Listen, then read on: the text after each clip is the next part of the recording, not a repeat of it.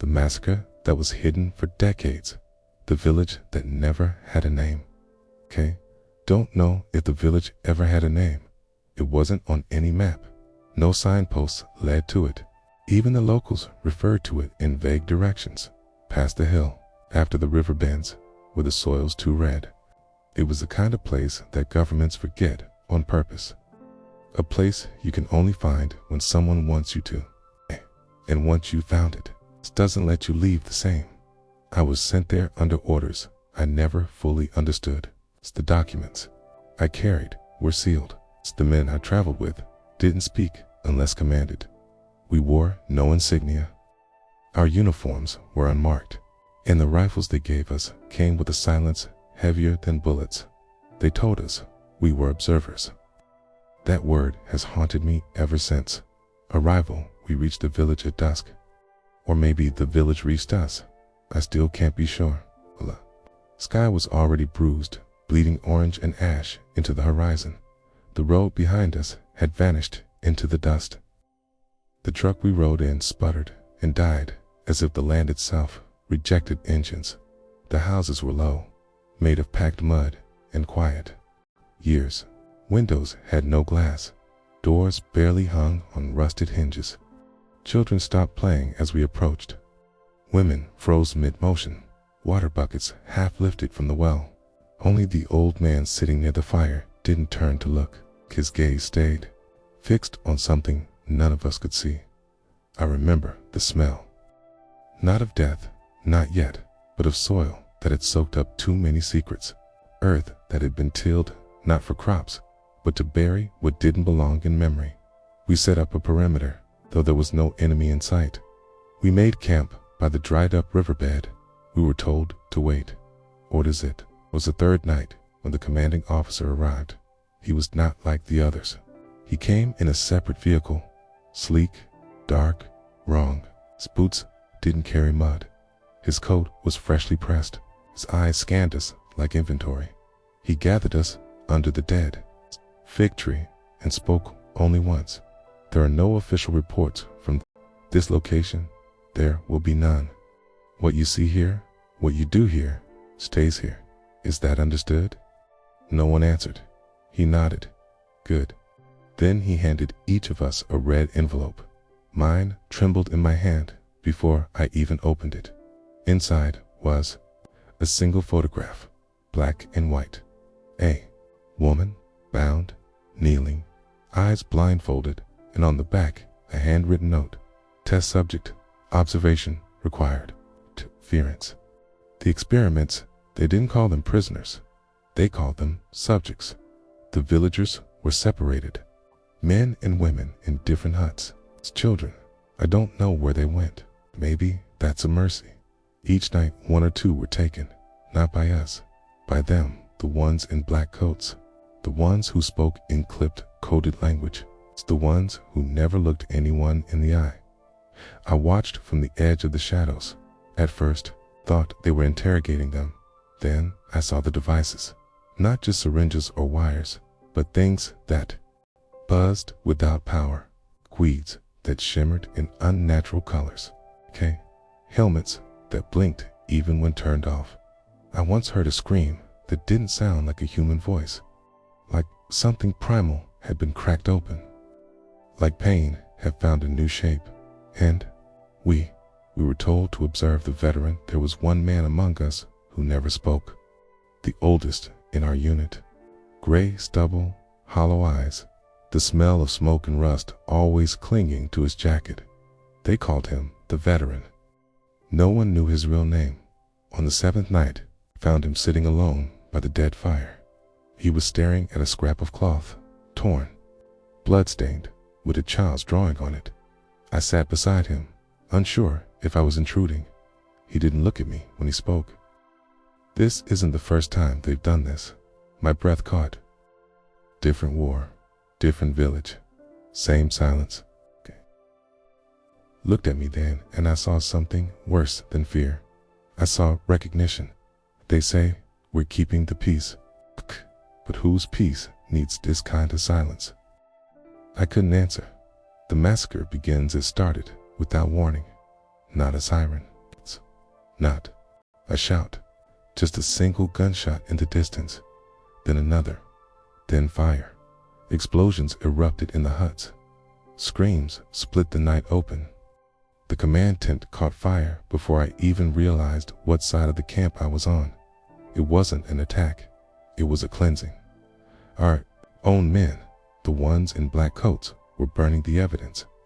I saw villagers dragged from their homes and lined up, rifles raised, orders barked, but there were no enemies, rebels, no resistance, only faces I had seen every morning.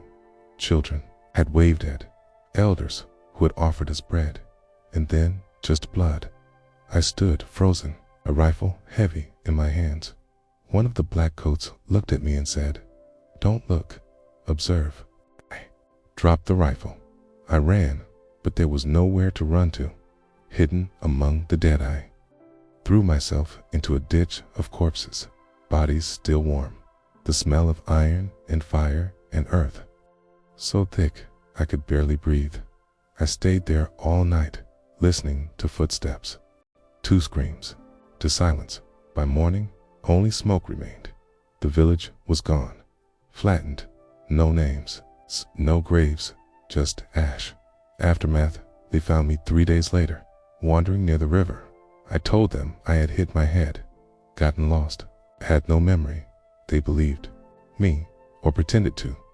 I was debriefed, then reassigned, then honorably discharged. Years passed, but that village never left me, because it had never been real in the first place. Not on paper, only in me. Why I'm speaking now, you're reading this, because I've finally decided the silence has done enough damage. The war is over, but the war crimes are not. I don't expect redemption. I expect remembrance, because someday someone will try to repeat it. And when they do, I want them to find this. I want them to know someone saw, and now shall have you. The orders were signed in invisible ink. I never asked to remember, but memories don't need permission, especially the ones you try hardest to bury, especially the ones that scream when everything else goes quiet. The letter that wasn't there month after I left the army. If you could call what I did, leaving a plain white envelope arrived at my door. No return address, no postage, just my name written in black ink, slightly smeared. Like whoever wrote it was in a hurry or shaking too much. Inside, one sentence on a typewritten page. Not everything that vanishes is forgotten. No signature, just a faint watermark on the bottom edge, a symbol I hadn't seen since the village, a 3-pronged trident inside a circle. It wasn't from the military. It wasn't from the government. It was from them, the ones behind the orders that were never officially given, the ones who made sure silence had a price and memory had a trigger. Flashbacks you don't control. I started hearing things at night, not voices, sounds, dry leaves being stepped on, a match being struck in a wet room, the zip of a body bag being opened or closed. Then came the smells, burnt fabric, old chemicals, a child's fevered sweat, and the dreams. God, the dreams. I'd wake up choking on dirt fists, clenched around imaginary rifle straps. Once I woke standing, in the hallway, facing the front door, and someone had left muddy boot prints on the floor. That weren't mine. I scrubbed them until my hands bled. The stains didn't come out, just spread like the truth. The veterans. Pillai had to find him, the veteran, the one who warned me in the FIRELIGHT. I searched through discharge records, transfer manifests, obituaries, nothing, no record he ever served. No social security number, no military ID, no next of kin, just gone, like he'd never existed, or like he was erased, put in an old box of personal effects from my last assignment, buried under a torn poncho and cracked canteen. I found a crumpled photograph, a group shot, 5 of us, and in the corner, just behind the edge of the truck, his shoulder his arm, and a cigarette. Still burning, the invisible chain of command you. Learn in war that real power never wears a uniform. It wears a name tag that changes daily. It speaks in codes that mean nothing until it's too late. And its orders, they don't come in envelopes. They're written in handshakes, in sealed rooms, in glances exchanged while others talk. They're signed in invisible ink. It's meant to disappear just before you realize what you were asked to do. But ink bleeds when the paper gets wet. And trauma. Trauma is the rain mine had been pouring for years, and now some of those orders were starting to reappear. The man in the calf.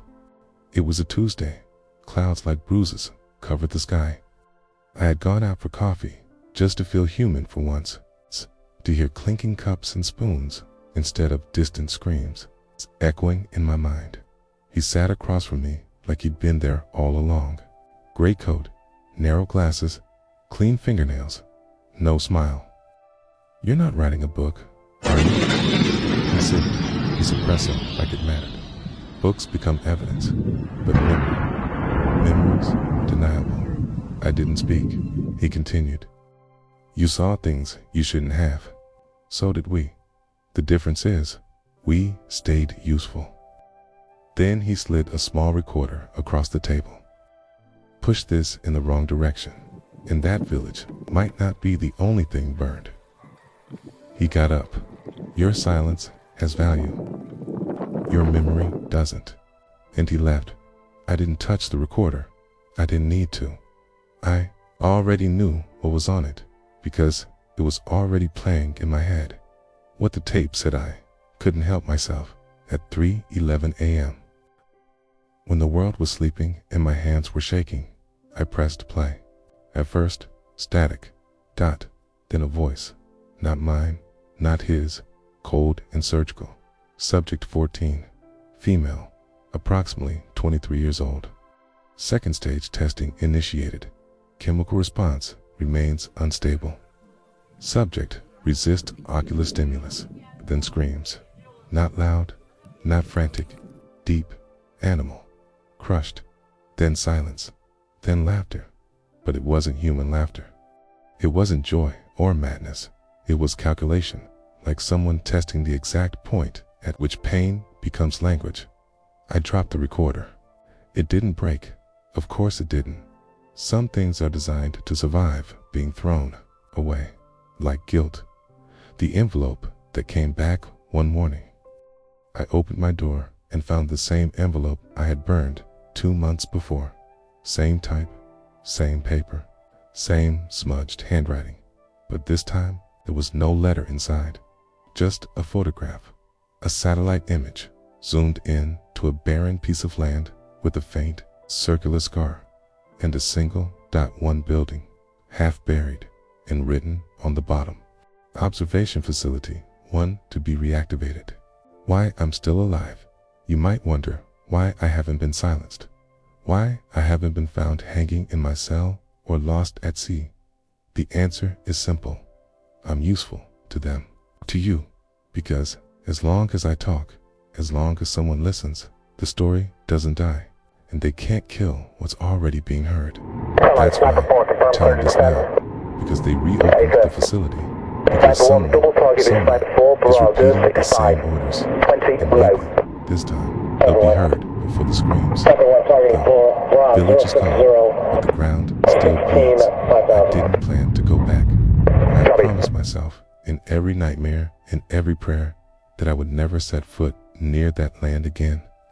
That cursed soil, that erased map, that pit of silence dressed as a village.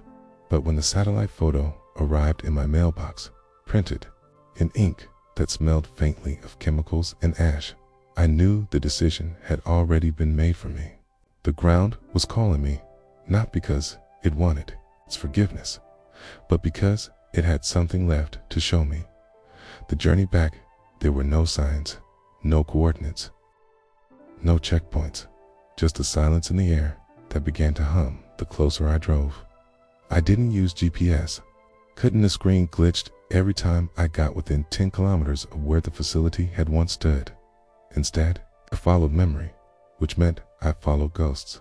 The curve of the road where we first saw smoke, the twisted tree that never bloomed, even in spring, the creek where the children used to dip their hands.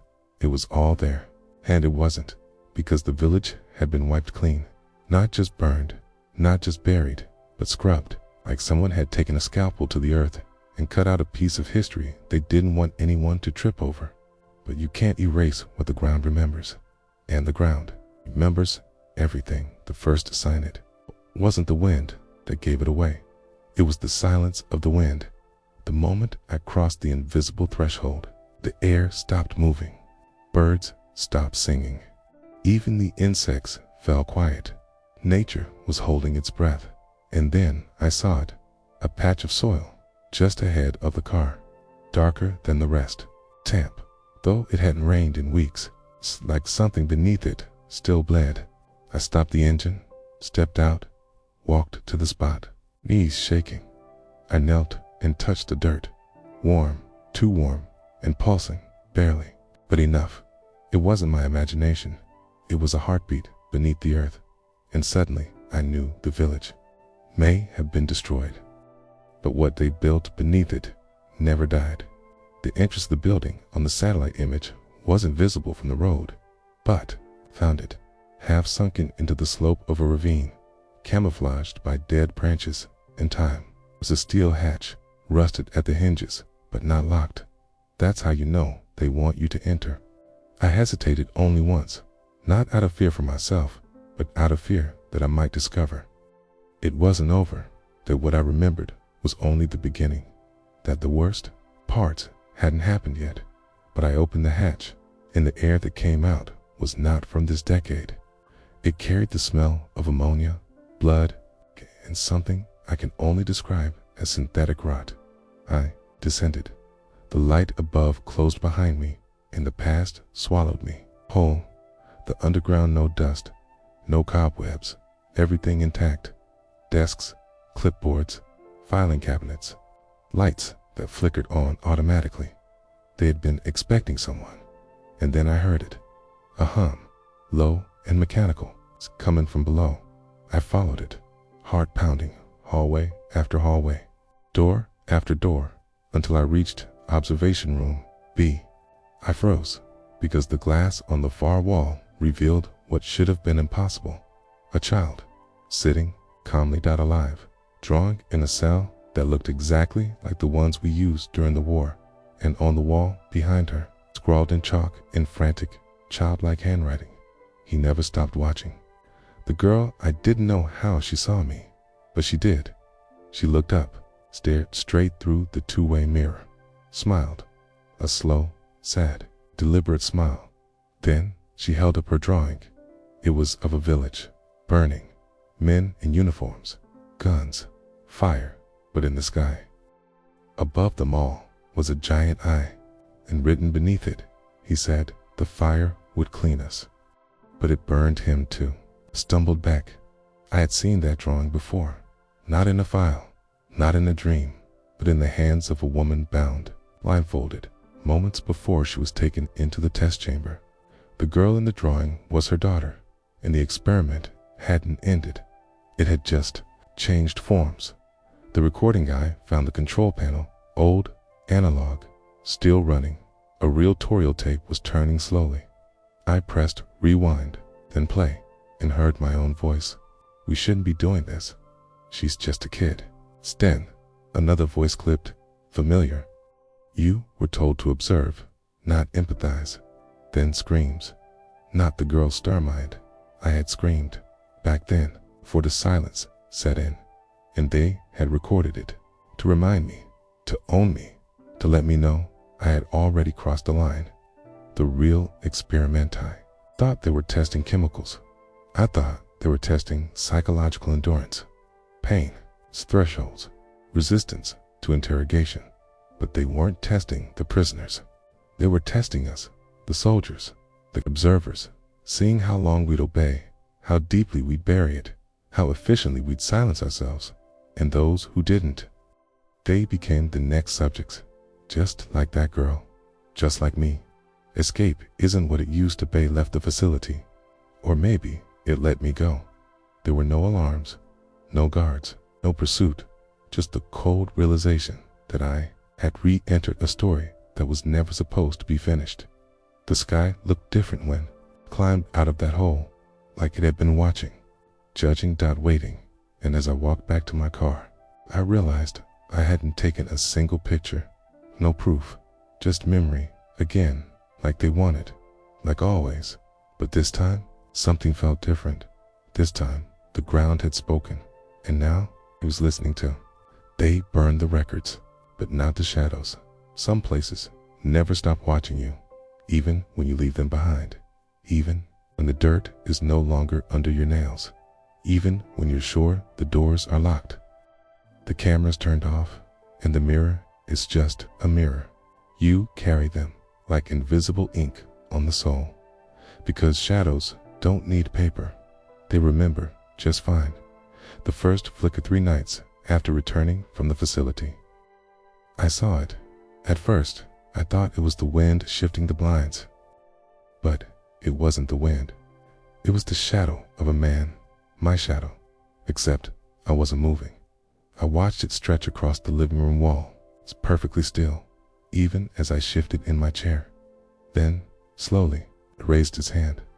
I did not, and just as slowly, it placed a finger over its mouth.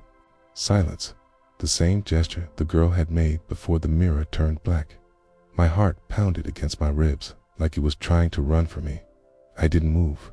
I just whispered, "I remember," and the shadow smiled. The visitor the next morning, a knock at my door.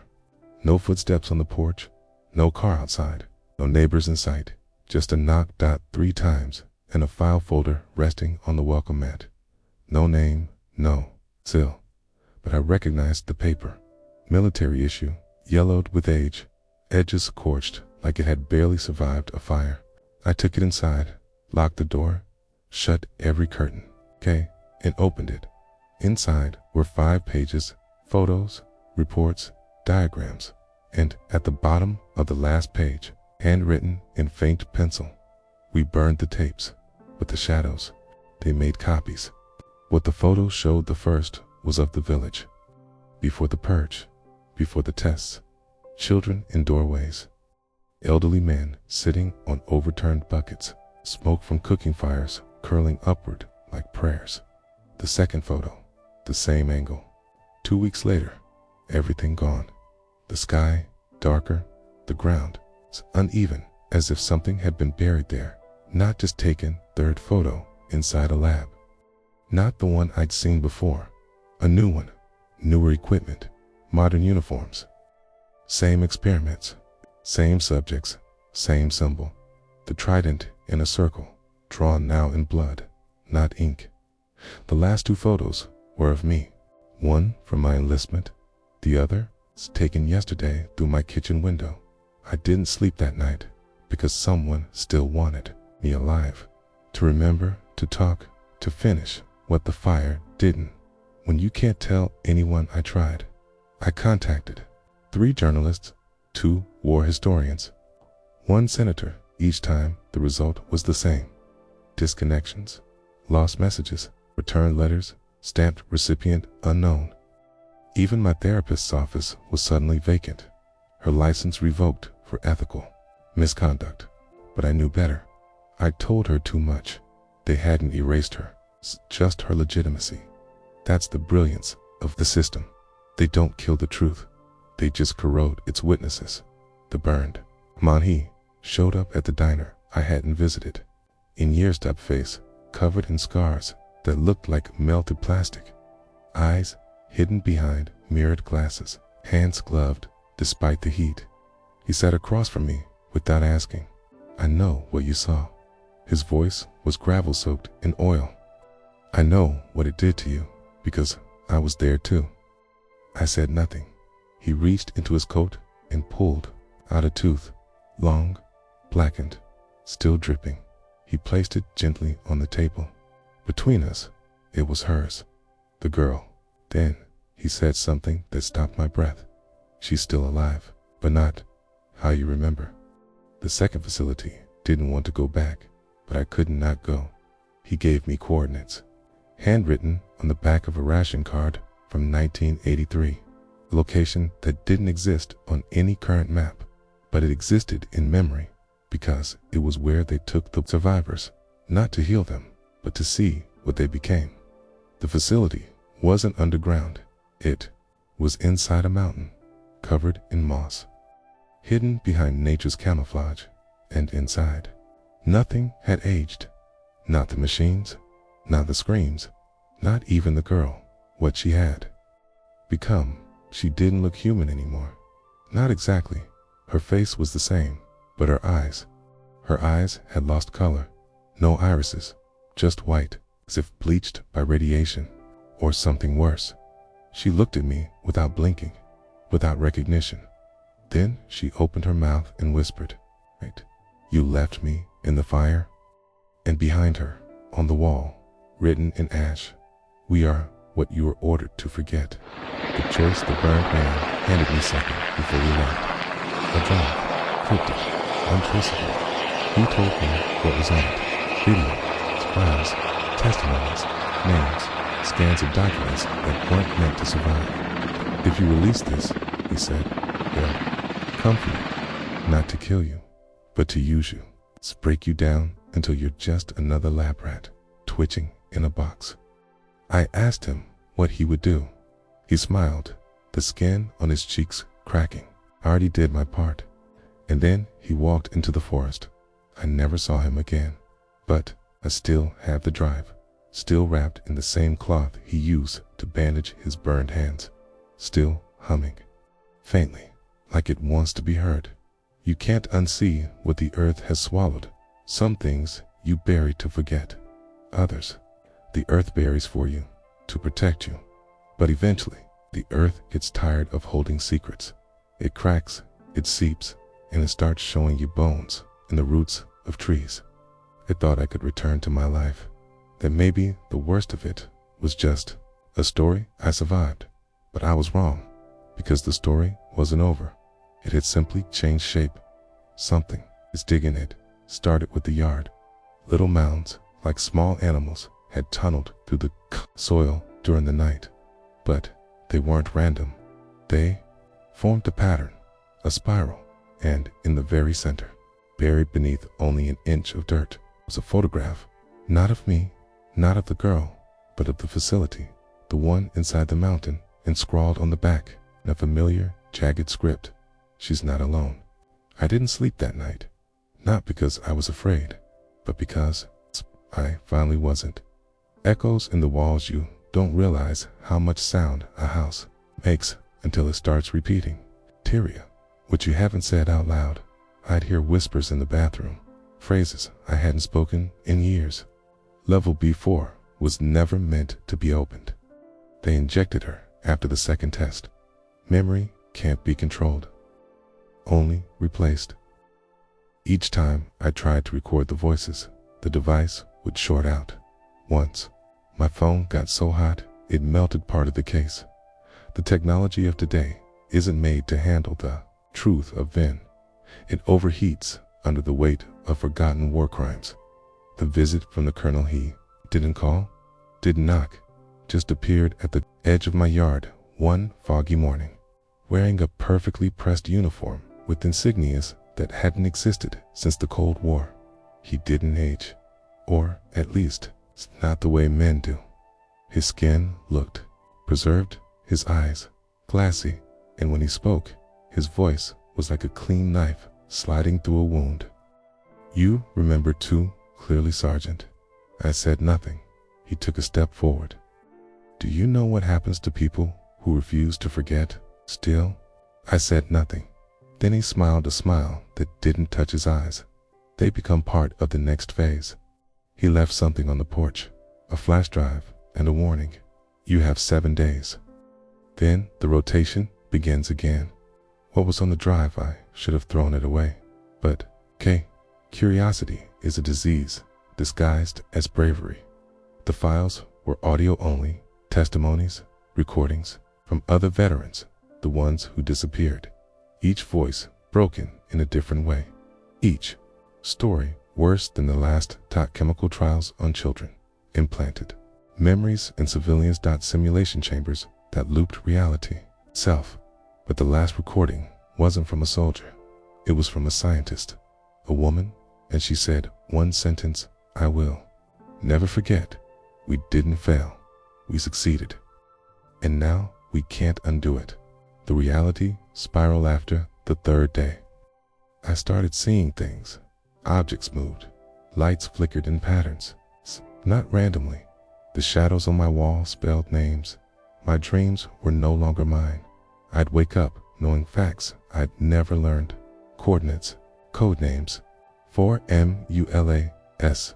I could describe the layout of facilities I had never entered, but that I now knew were real. I wasn't remembering. I was receiving. And that's when I realized the truth.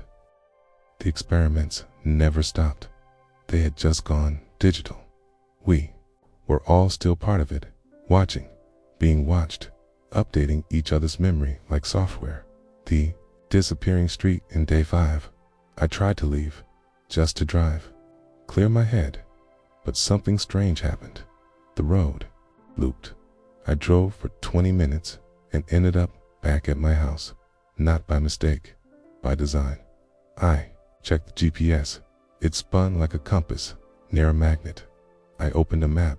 The street I lived on was gone, erased, not renamed, removed. I was inside something now. Not a neighborhood, not a city, but a containment field. Reality bent inward, like a snake swallowing itself. What the girl said, she came back, not physically, but in every mirror in my house. Every time I looked up, she was there behind me, silent until day 6. She finally spoke. Her voice echoed from inside the glass. "You promised you'd stop them." I said I was trying. She shook her head. "You're trying to survive? It's not the same." Then she placed her palm against the mirror, and mine moved to meet hers. The surface rippled, and she whispered, "The shadows are tired of hiding, and they remember your name. Count Donnie. I don't know what happens on day 7, but I know what I have to do before it comes. There's one last facility, the first one, before the village, before the girl, before any of us. Place called Site 0. No one speaks of it, but I found the coordinates, not in any file, but in the lines on my own hands. They've changed, shifted, etched with numbers. When I wake, 34017 N 117.8132 W, California. Buried beneath an abandoned amusement park where no children ever laughed and where something is still alive. Site 0 was never shut down. They just changed the entrance. If you think evil ends when the war is over, you've never seen where the war began.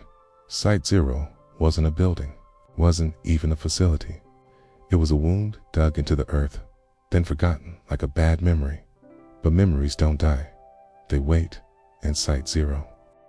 It was still waiting for me. The carnival of ghosts. The coordinates led me to a rusted, rotting amusement park hidden behind the California desert. No signage, no fence. Just a bent, sun-bleached arch that used to say, "Welcome." Now it simply read, "Come back." The roller coaster was shattered, pieces missing like broken ribs. The Ferris wheel leaned to one side, its metal spine squealing in the wind. But the carousel was still spinning.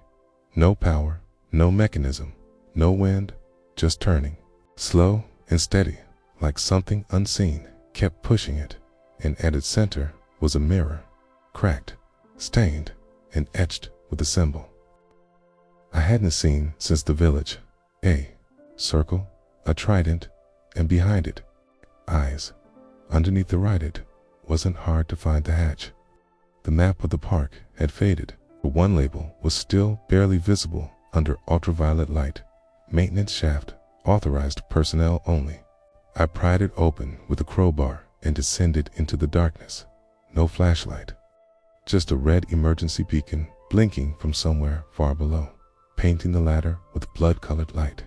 The air was thick, like breathing through silk soaked in salt, and the walls lined with photos, dozens, hundreds, all of them of soldiers, men, women, children, all in uniform, all with the same hollow look, dead eyes, but not lifeless.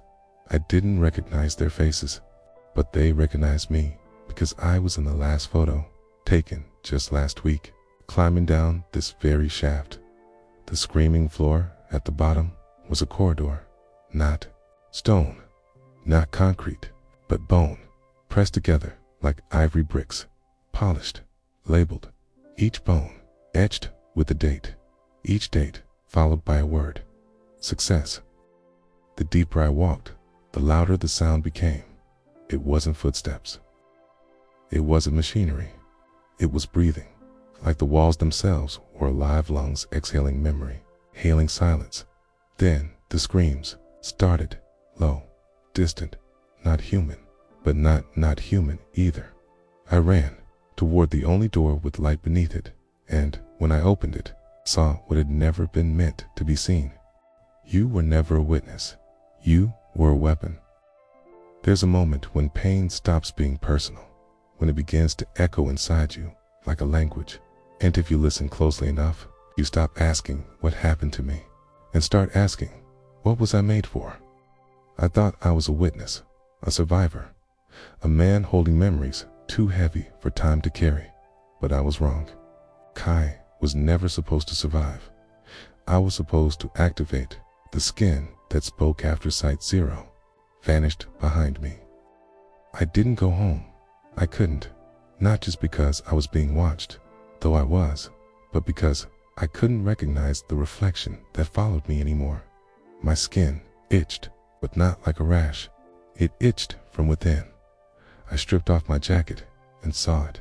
Not scars, not bruises, but script, running under the surface like veins.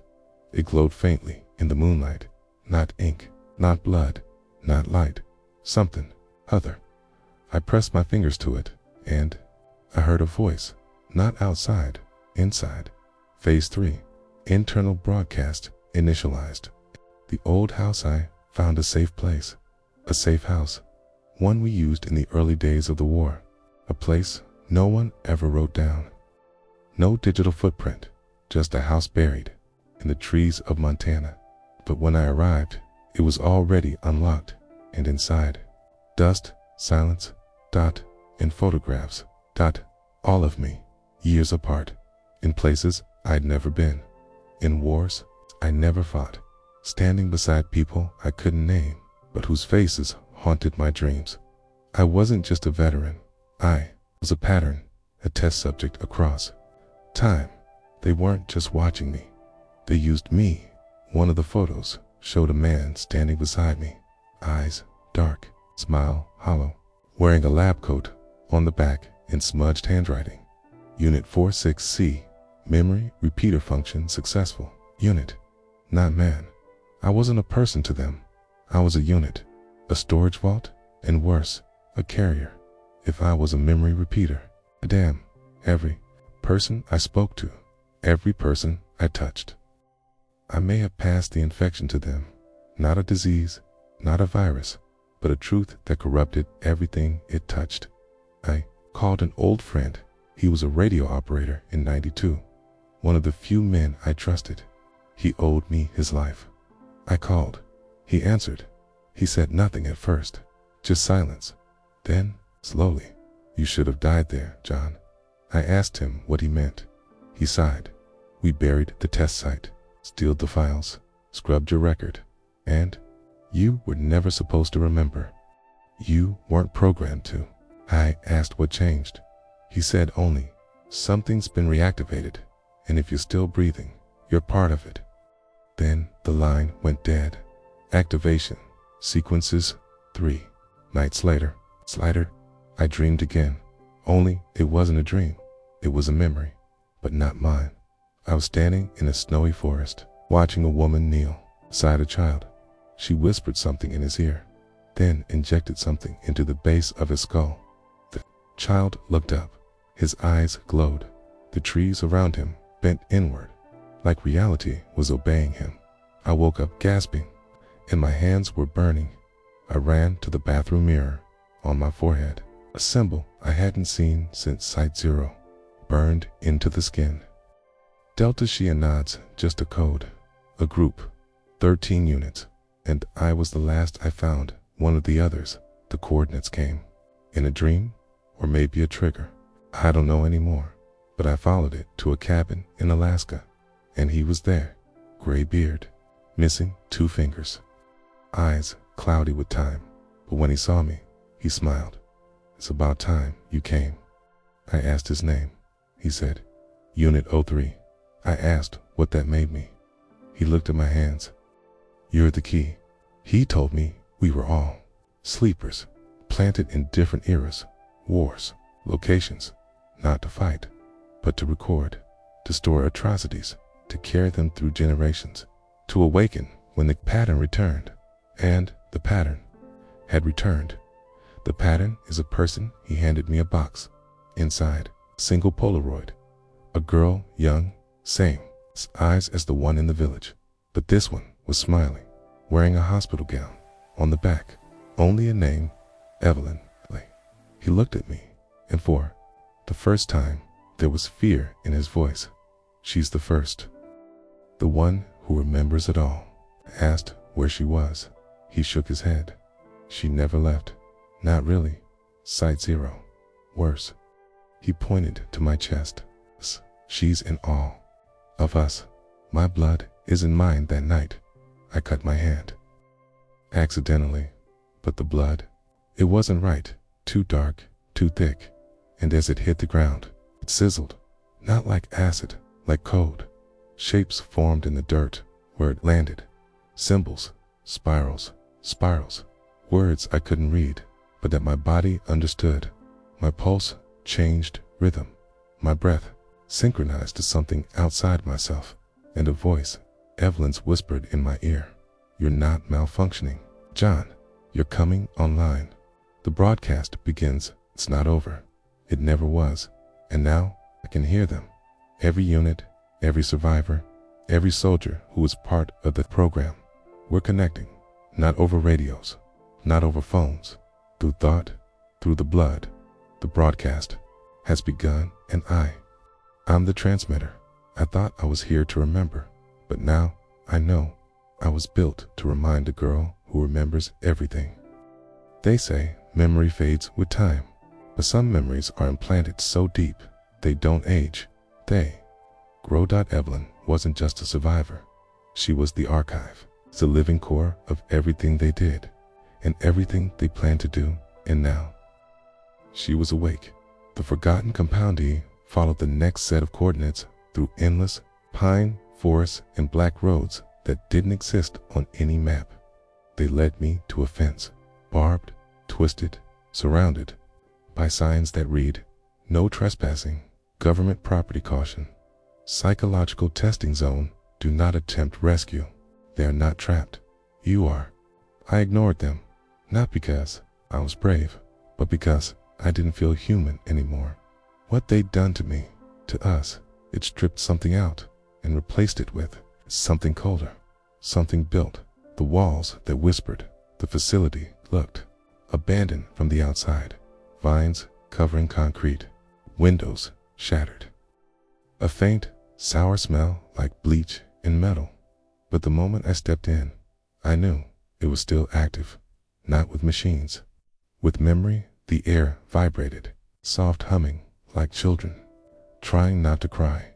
And the walls, they weren't walls, they were screens. And they played loops, endless loops, footage from wars I didn't know existed. Soldiers walking into fire without flinching, children looking up at drones with hollow smiles. Doctors injecting glowing blue fluid into the spines of people already dead, and over it all, her voice, "We remember you." The room without locks. At the end of the corridor was a white door, perfectly clean, no handle, no hinges, just a fingerprint pad, long since cracked. But when I touched it, it opened. No sound, no code. It simply recognized me, and inside, no lights, just her, sitting cross-legged on the floor. Same gown, same eyes, same age as in the photo, but somehow she'd grown without aging. She looked up and smiled. "Hi, John. I've been waiting." Get the memory now. Todd couldn't speak at first. The closer I got to her, the harder it became to think. Not because of fear, because my head was filling dot images, voices, dates, codes, explosions, chemical names I'd never learned, soldier IDs, last words, civilians executed in the name of silence.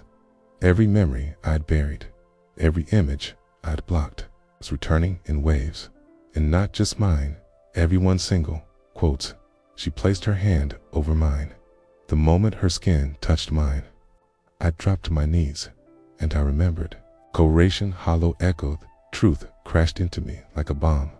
We weren't trained to win wars. We were trained to forget them, to absorb the damage, to carry it silently, to walk back into society like nothing happened. So the public would never know what had been done in their name. We were the sponge, the black spots, the archive of everything shameful. And if we ever broke, if one of us tried to speak, we'd be found, triggered, neutralized. But Evelyn, she broke the protocol. She remembered everything. She showed me the garden. Back wall opened into an underground garden, lit by synthetic sunlight, flowers growing out of helmets, trees sprouting from old guns. A river of red that wasn't water, and there, in the center, 13 stones, each with a name, each with a number, each glowing faintly, and one of them said, "John, Unit 13, unlocked." I turned to her. "Why me?" She didn't answer with words. She touched my forehead, and suddenly, I was her. The girl in the test I saw it. The experiments, the conditioning. The way they used her as a central relay. Every trauma we carried, every mission, every loss, every sin, they all flowed through her. She was the mirror that absorbed it all, and she never forgot. She never broke. She just waited until someone came back. Someone who remembered enough to finish what they started. The last directive I woke up. On the floor, she was gone. But in my hand was a note. "They won't stop this, but you can release it." And written below, coordinates, one last location, the original broadcast tower. Not for radio, not for TV, for memory. A place where the pain could finally be turned into truth. A place where the lies died, but it came with a cost. She circled the final words. "Once you activate the release, you won't survive it." The signal that burned the sky. They always said the truth would set us free, but they never said what it would cost.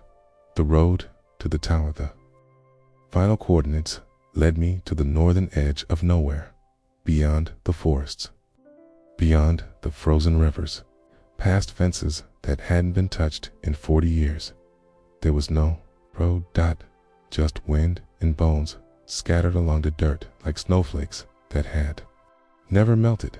The tower rose from the earth like a scar, iron black, covered in rust, but still live. I felt it before I saw it. A low hum in my teeth, a vibration in my spine, as if my body recognized it before my mind did. There was no Dorai circled the base 3 times, no entrance, no keypad, no hatch, just the symbol Delta Titan burned into steel. When I placed my hand on it, the metal moved, not opened, moved like it had been waiting for me. And just like that, the wall swallowed me whole. Inside the heart of the broadcast, the interior pulsed, not with electricity, with memory. Thousands of thin silver strands stretched from floor to ceiling, each one connected to a skull.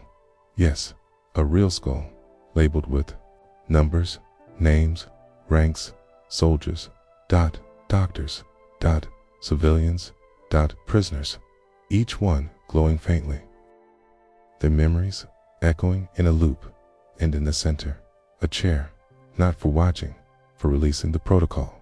A lay small screen blinked to life. It showed a single line of text.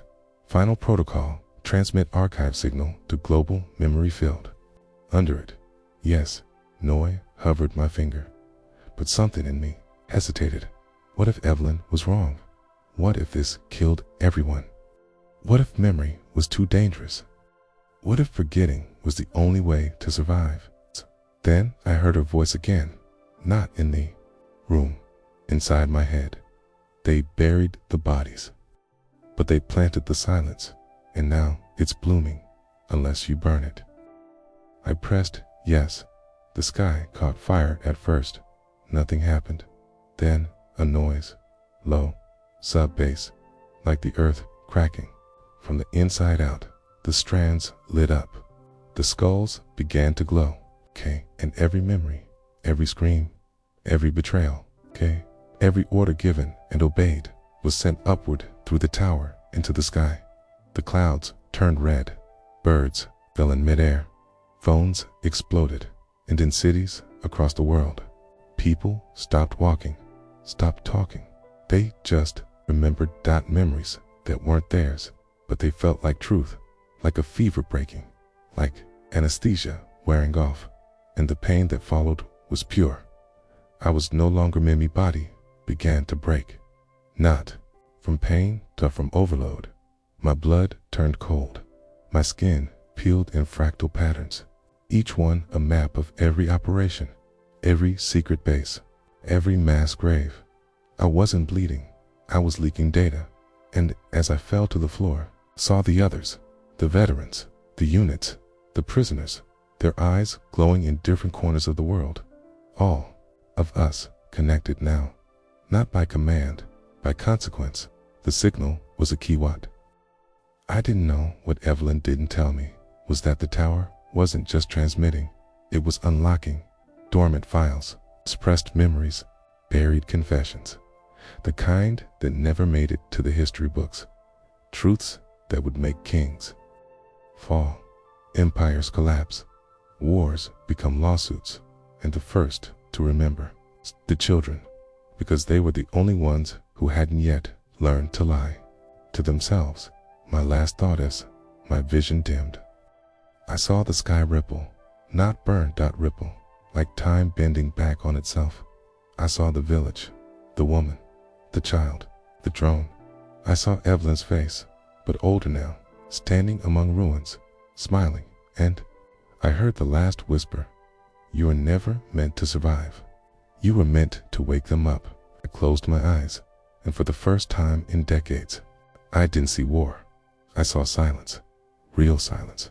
The kind that follows when the screaming finally stops. Epilogue. The debrief that never happened. They say it was a solar flare, a data breach, a mass hallucination. That's what the headline said. But those of us who remember, we know it wasn't a flare. It was a flare gun, fired into the night sky by the last man who was never supposed to speak, and the truth didn't set us free. It made us responsible, and that's harder. The whisper they buried in my name. They thought they could silence me by letting me speak. But silence isn't the absence of words. It's the weight of all the ones no one was allowed to say. And I carried every one of them in my name. The aftermath of the signal, the sky had stopped bleeding. But I hadn't. I woke up on the floor I didn't remember lying down on again. Only this time wasn't underground. I was in a small church, wooden, cold. The air smelled of wax and dust and something older than faith. And someone had placed a mirror at my feet. It wasn't for me to see myself. It was so I could see what was behind me. And what was behind me wasn't human. The eyes that shouldn't have been there, they glowed. Not red, not green, not blue dot, just white dot, flat white, like searchlights that never blinked. She stood still, wearing what looked like a military nurse's uniform, but no tags. Her face, young but wrong, was perfect in the way only imperfect memories could make it, but not Supposed to be here, she said, her voice quiet but not kind. I sat up, my ribs cracked again. And yet, here I am. She didn't move. She just stared at me and then said something that made my blood go back to war. Do you know what they buried with your name? Project Echo. With there had always been rumors of Project Echo, a psychic imprint system developed during the early days of warfare tech, designed not to store data, but identity fragments. Veterans used as vessels, names used as storage codes, and I'd been one of them. They didn't just send me home with trauma, they sent me back as a carrier. Every time I heard my name, a piece of the program reactivated. Every letter was a whisper, and I had never heard the whole sentence until now. The woman was not a woman. She wasn't alive in the way I was. She was a relay. Her voice shifted, old, young, male, female, like static over a dying signal. Activated the tower, she said. I nodded. Why? And I told her the truth, because I wanted to remember. She looked almost disappointed. That was never your role. I didn't ask what my role was. I already knew. Not witness, not victim, not even soldier. I was a message. My name was a lock-in, a nearby drawer. I found documents with my identification number, but the documents weren't reports. They were instructions. What to feed me, what images to show me, what dreams to insert every third Thursday, what medications to avoid or give, depending on my reactions. There were phrases highlighted. Trigger phrase, Station Delta expired stabilizer phrase, the ground remembers shutdown phrase. Redacted 1 was underlined 3 times. Do not allow subject 67 to see reflections. I looked up at the mirror again.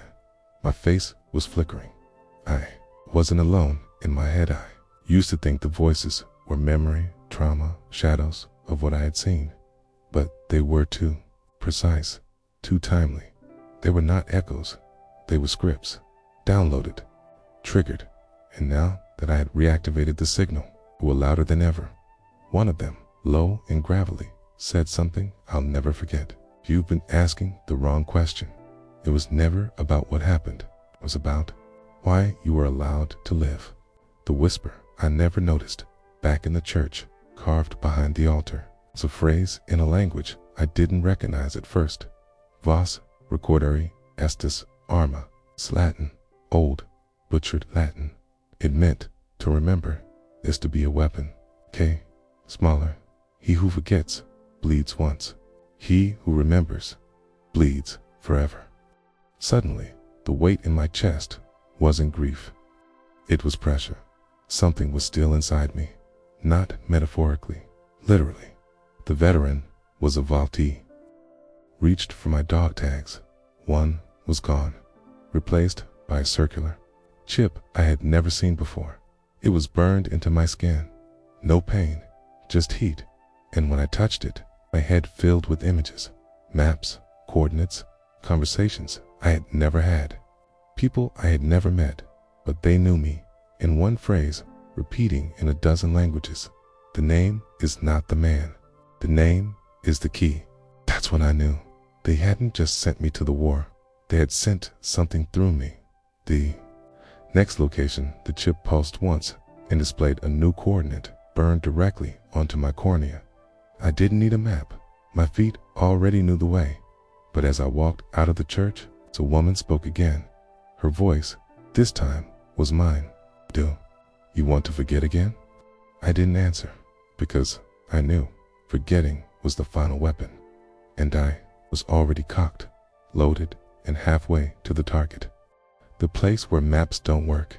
They told us that all wars end when the last bullet is fired. They lied. Some wars live on in the bodies of the people who survived them, and some bullets are shaped like memories.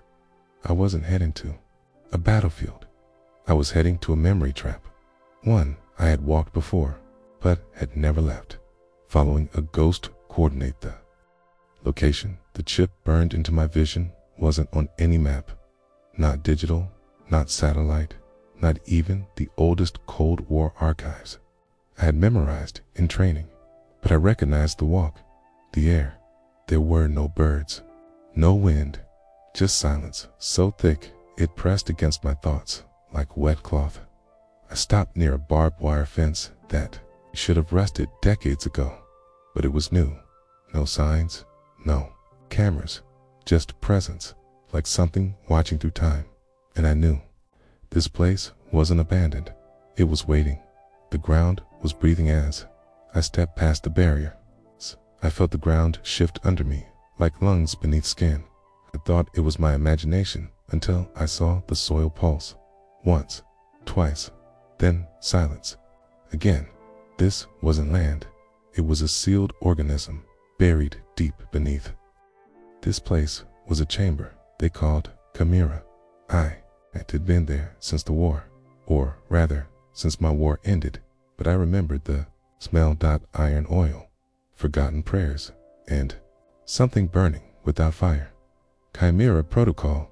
Every operation has its own code name, but Chimera wasn't a name, it was a warning.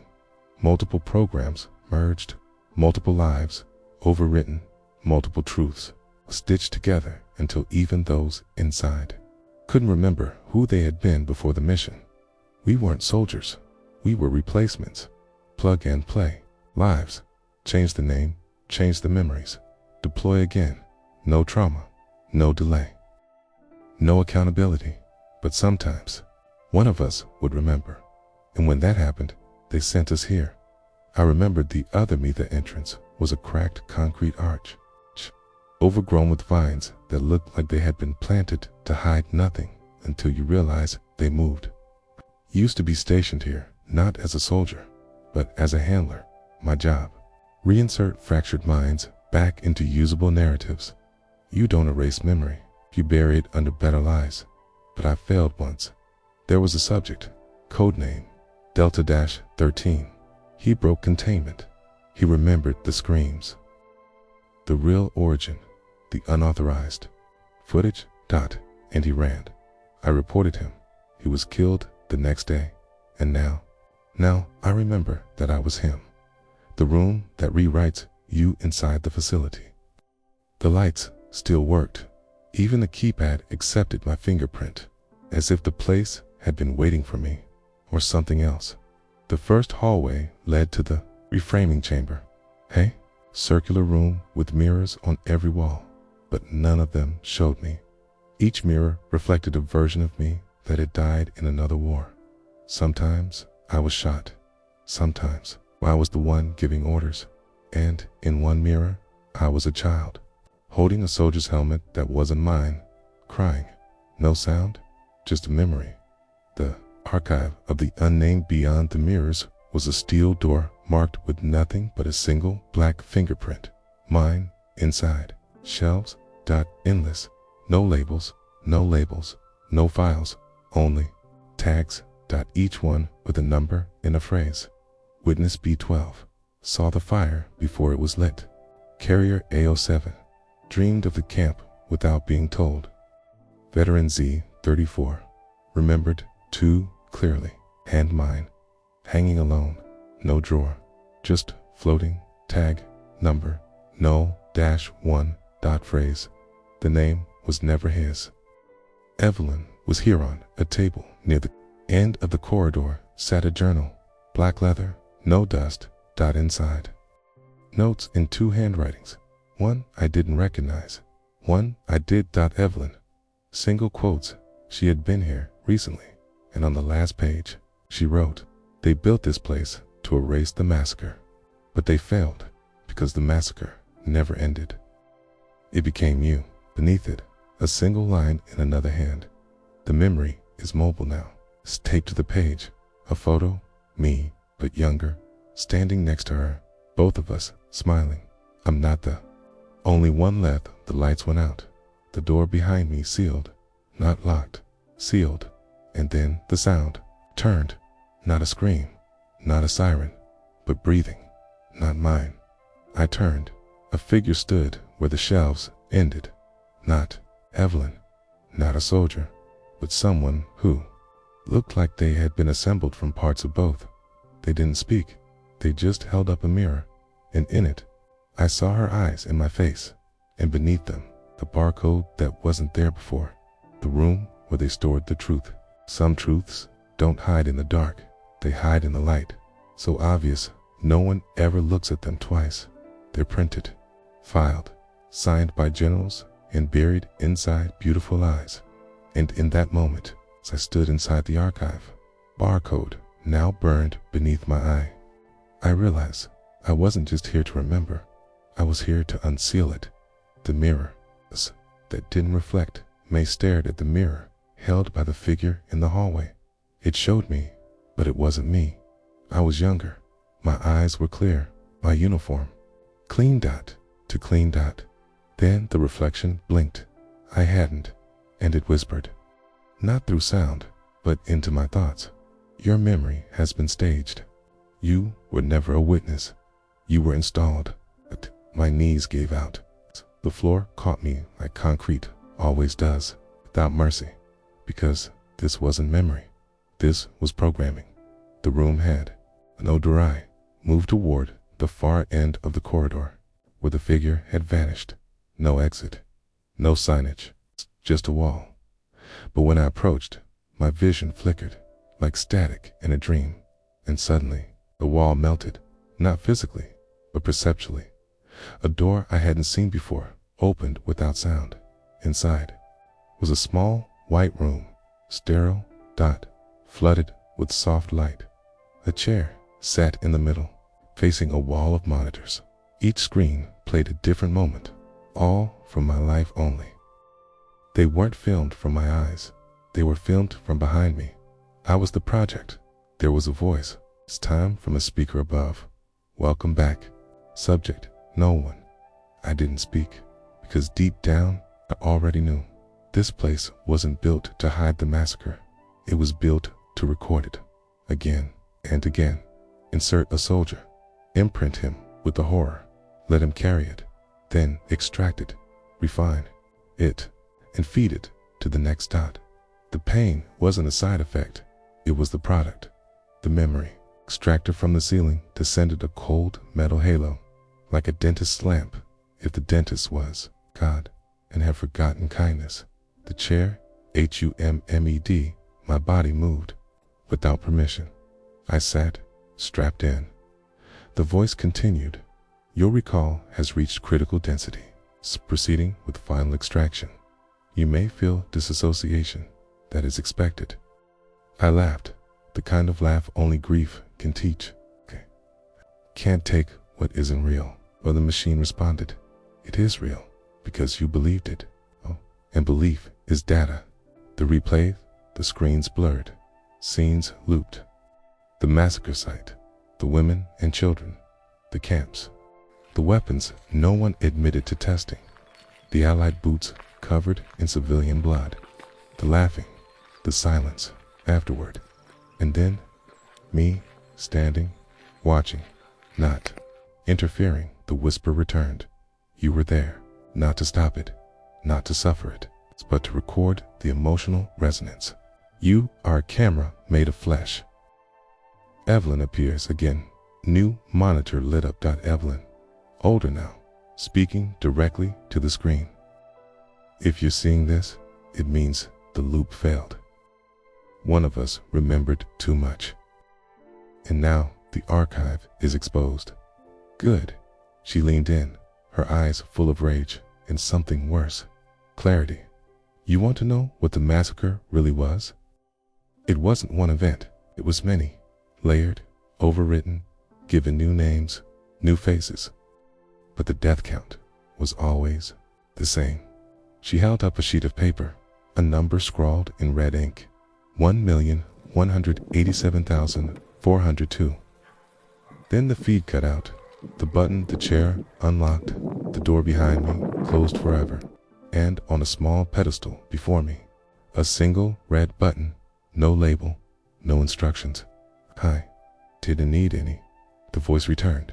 This will upload the true archive to every known network, every government, every military server, every whispering corner of the digital world. Kay stood still, because I knew if I pressed it, I would become the first soldier in history to detonate the truth. And no one survives that kind of blast. Not reputations, not nations, not memory. The day the truth went to war, they say there are wars that end in silence. But some wars begin with it. A silence so complete, so absolute, what it feels sacred. I stood there in that white room, my hand hovering above the red button, and everything was quiet, except my memory.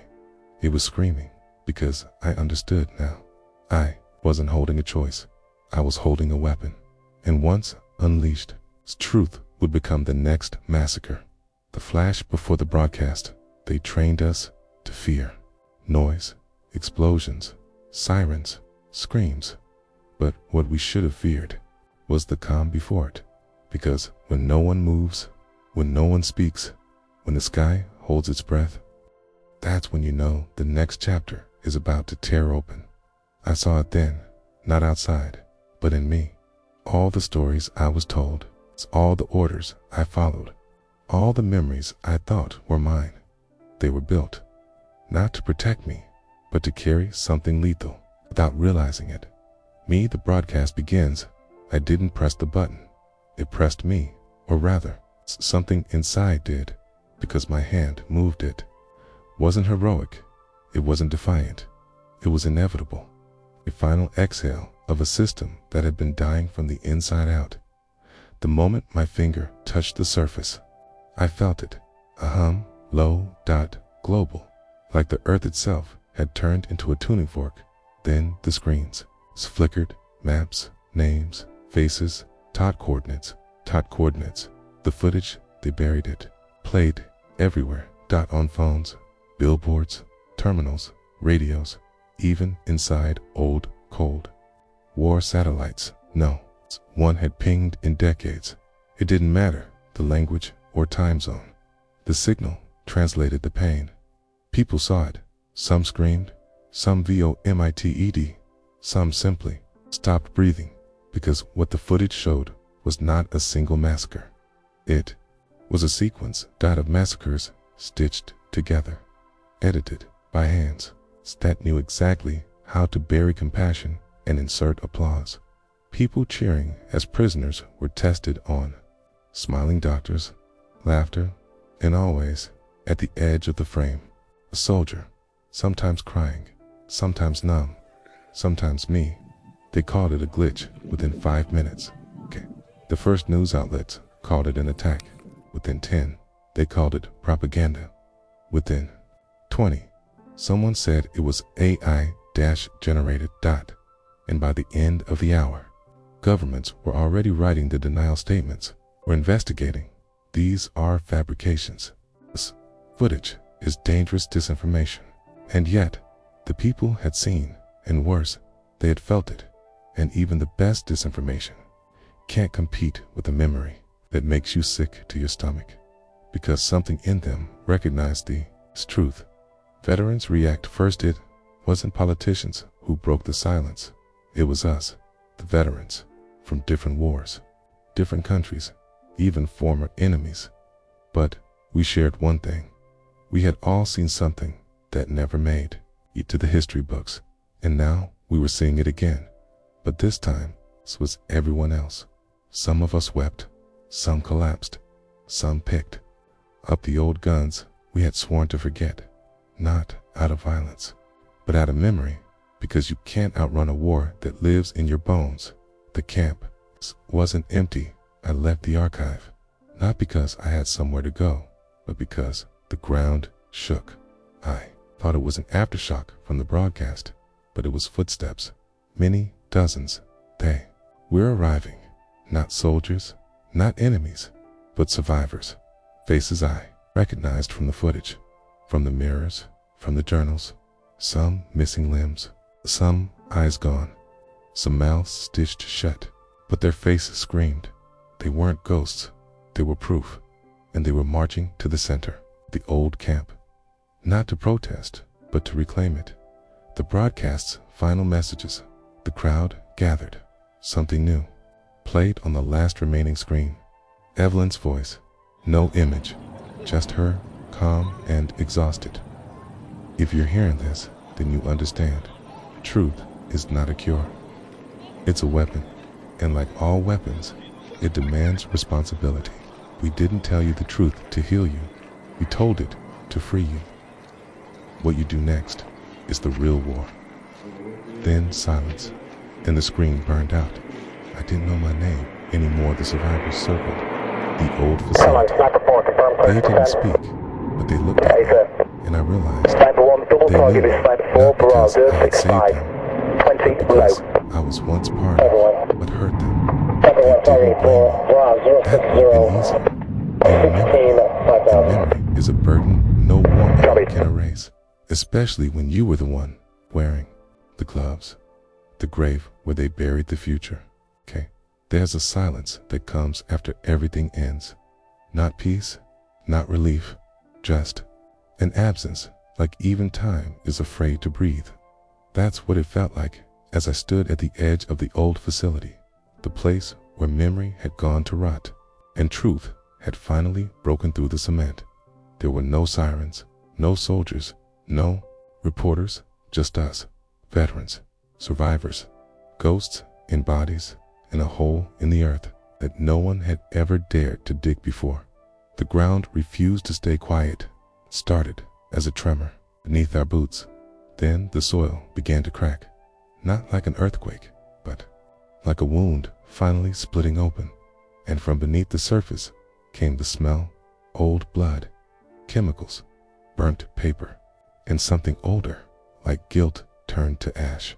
Someone screamed, not in fear, in memory, because what rose from that grave wasn't a body.